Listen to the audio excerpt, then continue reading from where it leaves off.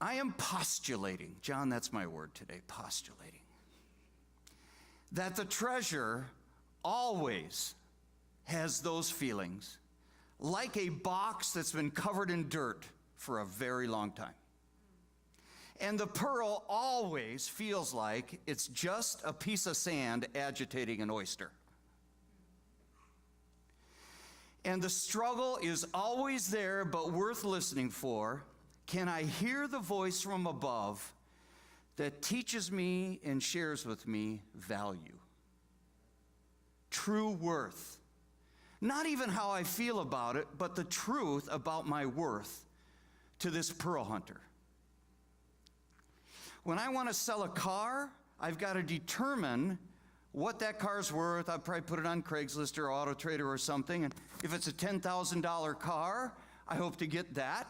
Maybe a little more, but I'll wash it, I'll vacuum it, I'll present that car the best I can to try to get the best dollar. But the truth is that car is worth about $10,000. I mean, and I'll sell it for about that. It's worth that because that's what somebody's willing to pay for it. Now, let's just say that we had a massive flood in our area, and mine was the only car that didn't get flooded. Everybody else's car got flooded, and somebody had to get to work or get somewhere now. And their car was flooded, and my car was sitting on the hill, the only one in the area. I'm thinking that car might be worth more than $10,000 that day. But it's only worth what somebody is willing to pay for it. Now, some of you love the Old Testament, and I want to share an Old Testament verse with you that comes out of the life of Moses.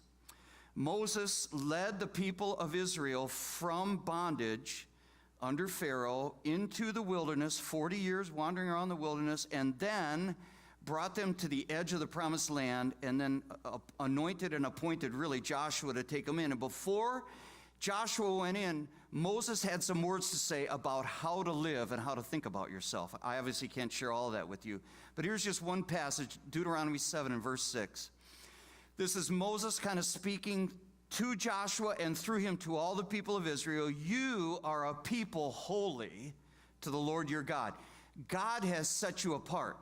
Now, none of us that even know the Old Testament need to remember all the stupid stuff Israel did in not believing God for 40 years. Really, they were not the most faithful people. You would have to say, in fact, if there was one word to describe Israel during the 40 years was complainers. And complaining, really, we kind of accept that as a part of our culture. Complaining is a reduction of faith.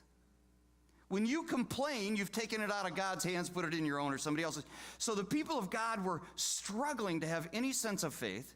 And obviously there were high times where they walked with God. But this verse says, in spite of all that, God called them and called them holy. Your God, the Lord your God, has chosen you out of all the people on the face of the earth to be his people. And then listen to this, his treasured possession. His treasured possession. That couldn't be based about how good they were that day or week. It had to be because of the call of God. See, I know what I'm made of. A great preacher, Louis Palau, was given an interview. He's kind of the Billy Graham of South America, I guess, or what. I don't really know that much about him, but somebody was interviewing him about what it's like and even the spiritual warfare. And he says, I can't even tell you the horrid thoughts that sometimes go through my mind when I'm getting into the pulpit to preach to 30,000 people. So it's real.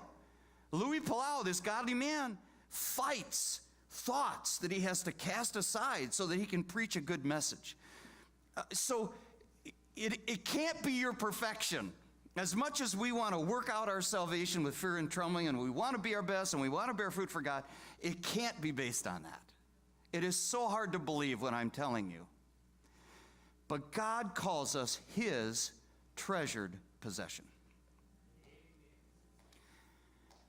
It all started in Genesis chapter 1, the first book of the Bible, the first chapter of the Bible. And this is why I believe what kids are being taught today is robbing them of faith, because they're not allowing for the creation story.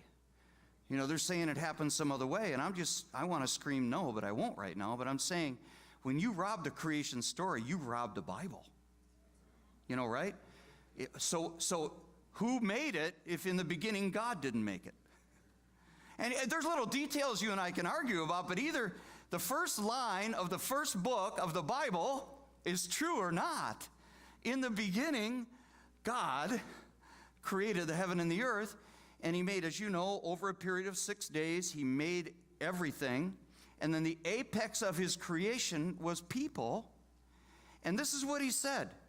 He says, or at least Moses quotes him as saying, so God created man in his own image. In the image of God, he created him. Male and female, he created them. So first that tells me men and women are both created equally in God's image. So get that aside. But the biggest issue here is nothing else in creation had that said about it. Nothing. Not a dog, not a giraffe, not a mountain, not a planet. Nothing God created, and he created it all, had this said about it: I'm making them in my image. And so if we read the Bible, 66 books of the Bible from beginning to end, if we're looking for an overarching story, it could be one word: redemption. It is God returning his creation even to something better than what he made, frankly, because when you forgive it, it's even better. Grace makes us even deeper, better with God. So we are to look at the whole Bible in some way as a redemption story. And Jesus said to the Jews, you guys, nobody studied the Bible, the Old Testament, like you guys study the Bible all the time. Don't you know those scriptures speak of me? The whole scripture was about a salvation story, so about God redeeming. And the very word redeem, it has to do with buying something, the purchase of something. Jesus said the Son of Man came into the world to ransom it.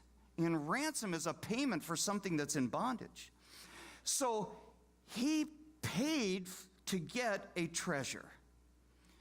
Moving into the New Testament a little more here, we find we're made in the image of God. We know we fell as the image of God through sin. I don't think I need to convince you that we fell. I mean, we know that, right? We have fallen short of the glory of God. And then the New Testament clarifies how that happens, and I'm just going to give you one verse, Romans 5:8. But God. So you say, well, hey, we're in this horrible pickle, but God. That's all we need to know is God stepped in.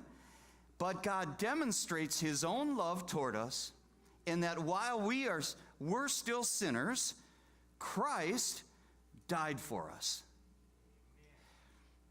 So you may or may not be able to handle what I'm telling you about level 2, and that's okay, because level 1's a great teaching.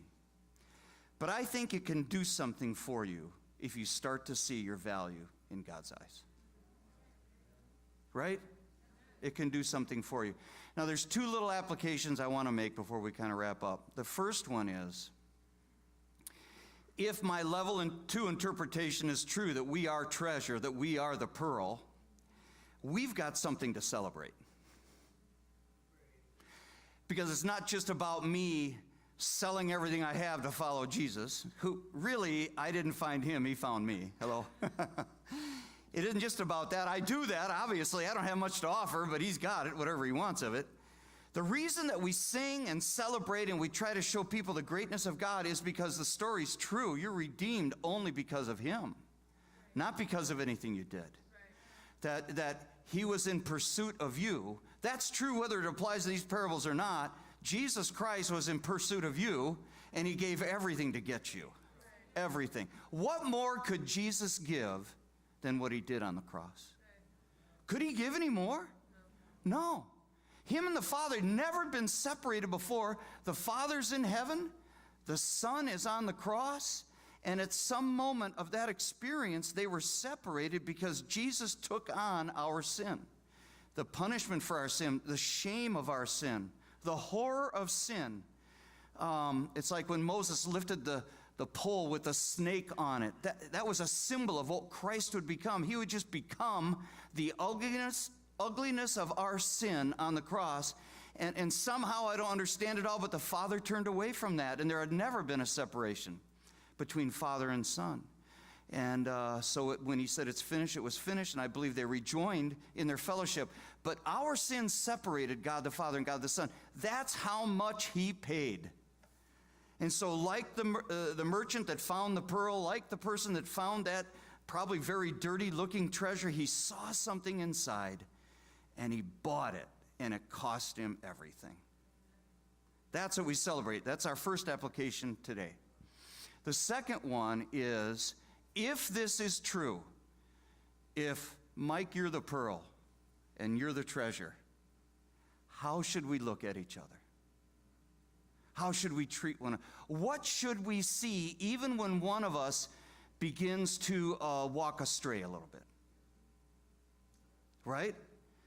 We might see the dirty box on the outside, but God is still seeing the treasure on the inside. And then once we get that together, how we look at one another, how do we look at people in the world that don't know him yet? And I know they're doing bonehead things out there all the time, right? That's what sinners do, is they sin. They're actually good at what they're called, right? They're sinners. So were you. And yet, God sees treasure in them and is willing to pay the price to get them back. And we get to be ambassadors of that message, that there's hope in that. So, to me, that's pretty good news. That's good news, that we are the pearl, and God sees pearls out there that he wants to redeem. I'm going to have Dale come up now. We're going to pray over our offering, and Dale is one of our representatives for the building campaign. We want to keep that before us in prayer, and we're